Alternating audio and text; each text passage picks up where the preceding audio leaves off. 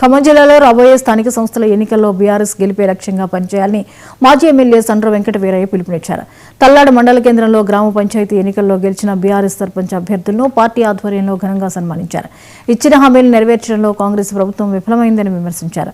BRS హయాంలోనే గ్రామ పంచాయతీలు అభివృద్ధి చెందాయని, కాంగ్రెస్ అధికారంలోకి వచ్చి 2 ఏళ్లు గడిచినా గ్రామ పంచాయతీలకు నిధులు కేటాయించలేదని ఆరోపించారు.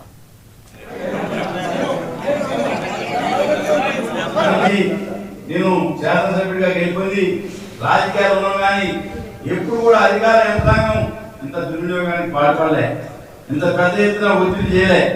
కానీ ఎన్నడూ లేని విధంగా ఒక కొత్త తరహా రాజకీయాలు తెరదించి రాయలసీమలో ముఠా సంస్కృతి, కక్షల సంస్కృతి అభివృద్ధిలో సదుపరివాట పెట్టాలని చెప్పి ప్రవేశపెట్టి నాకు కూడా మనం 41 స్థానాల్లో మనం గెలుపొందాం.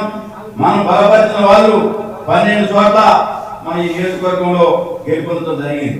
ఆ 12 మంది కూడా మా వాళ్ళే అని చెప్పి వాళ్ళు లెక్క వేసుకున్నారు. కానీ అది ప్రజలకు తెలుసు. ఎక్కడైతే మనం మద్దతు ఇచ్చి గెలిపించామో ప్రజలందరికీ కూడా తెలుసు. ఒక 16-17 ఏకగ్రీవం ఇచ్చిన మనం పోటీ చేయలేదు నియోజకవర్గం. ఆ రాజకీయ పరిస్థితులను బట్టి ఆ గ్రామంలో కొంత సర్దుబాటు చేసుకోవడం వల్ల కొంత ఏకగ్రీవం మన దగ్గర పిలుపాడు కానీ, గూడూరు కానీ, రంగమంజరి కానీ, బస్సాపురం ఇండిపెండెంట్ అయితే ఏ పార్టీకి సంబంధం లేదు. అందరూ కూడా కలిసి రాజకీయాలకు అతీతంగా ఆయన కూడా గెలిపించడానికి కాంగ్రెస్ పార్టీ లెక్కలేసారు.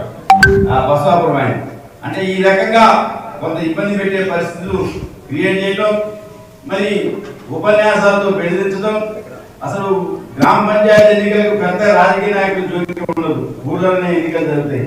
కానీ అసెంబ్లీ ఎన్నికలు మైపెట్టించే విధంగా డీజే పెట్టి పెద్ద ఉపన్యాసాలు ఇచ్చి బెదిరించే విధంగా, రెచ్చగొట్టే విధంగా ఒక రేషన్ కార్డు